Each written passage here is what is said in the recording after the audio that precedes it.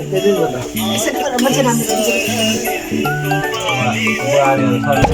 चाहिँ अब हाम्रो माउलो खाइने नि आइसक्यो।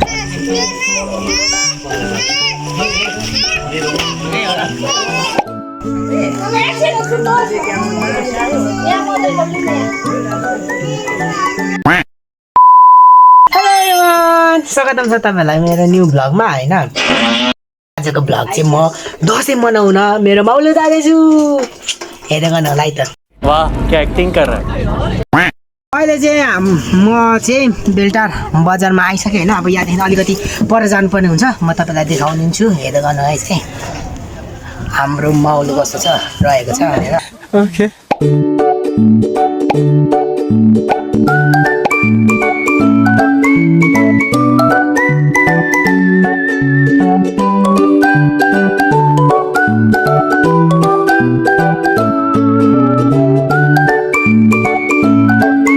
A few moments later. हामी चाहिँ अब हाम्रो माउलो खाइने नि आइसक्यौँ भन्दा हुन्छ। हल्का बाटो चाहिँ अप्ठ्यारो रहेको छ। देख्न सक्नुहुन्छ यस्तो रहेको छ होइन। अब तपाईँहरूलाई म एकैचोटि म मेरो माउलो पुगेपछि तपाईँहरूलाई देखाउनेछु।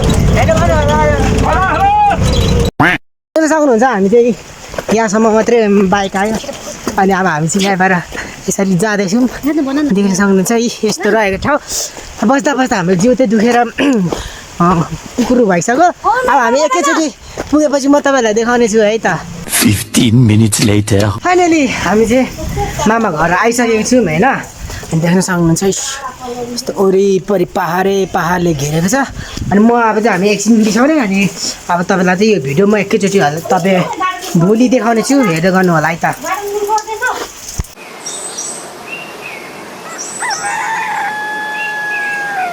अहिले चाहिँ अब हामी दसैँको तयारी गर्दैछौँ होइन। दसैँको कार्यक्रम म तपाईँलाई देखाउने छु है कस्तो हुन्छ भनेर। यहाँ चाहिँ मामा हुनुहुन्छ। सुरु चाहिँ यस्तो गर्नुपर्छ है। पूजा गर्छ होइन मामा। के गर्छ अब यो पूजा त अघि गरिसकेको अझै 112 दिदीहरूले टिका लाउनुहुन्छ अनि देखाउँछ। हामी लेजेन्ड चाहिँ भएन।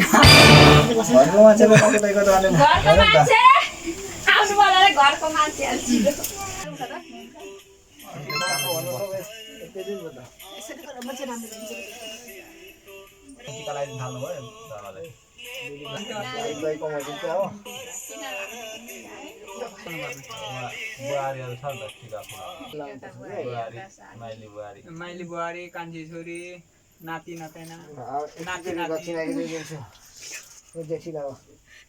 अनि बाबालाई टिका नानीलाई अहिले भरे हस्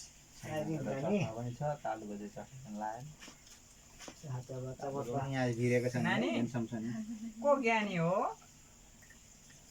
खालि नानी ज्ञानी दादा डन हो भन्छ।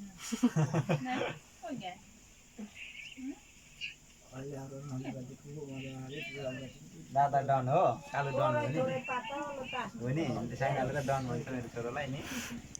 जान्ने मान्छेले अब लाउँदो त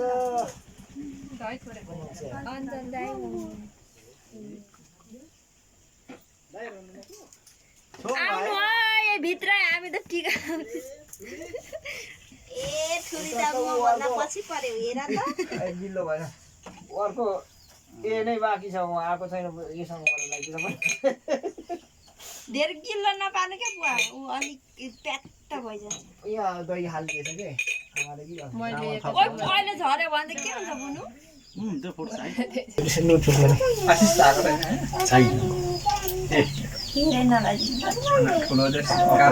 हाम्रो माइला मामाको चाहिँ रोन सुतेको जति दशरथ चाहिँ भन्दै गर्थ्यो उहिले बुढा आफू त दशरथ चाहिँ नौरा थिए।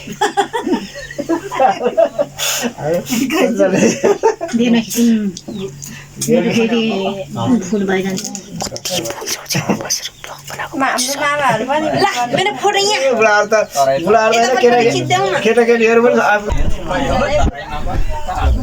पढ्ने केटीको बेग्लै हुन्छ अरे आउरे बाउरे सबैको कोठी बेग्लै हुन्छ अरे बच्चा पाएको हरको बेग्लै हुन्छ अरे दक्षिणा दिँदा पनि बेग्लै मन्त्र गर्छ हामीलाई बुवा बिर्सिनु होला है आशीर्वाद दिनु चाहिँ मैले के भनेको त्यो भने ल कालुको हेरौँ जमरा कालु अब त कान्छीमा चाहिँ उधारको त टोल्छ नि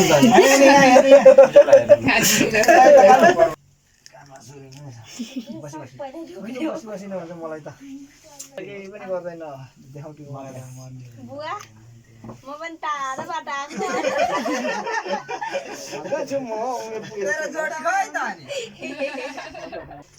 छोरीलाई त खुट्टा छुँदा पनि हुन्छ ज्वाइँलाई त नछुँदा हुन्छ अर्केको आमाले जस्तो के गर्नु सुगु हो क्या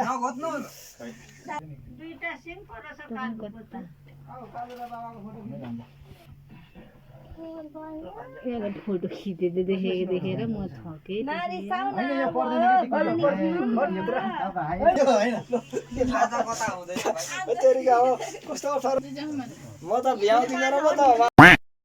अहिले चाहिँ हामी यहाँ होइन पिङ खेल्न आएको छौँ पिङ खेल्ने ठाउँ चाहिँ त्यहाँ देख्न सक्नुहुन्छ त्यहाँ छ अनि म चाहिँ यहाँ एकछिन बिसाइरहेको छु देख्न सक्नुहुन्छ हाम्रो चाहिँ यस्तो रहेको सिनहरू देख्न सक्नुहुन्छ अनि म चाहिँ यहाँ एकछिन बिसाइरहेको छु अब म पनि त्यही जान्छु हेर्दै गर्न है त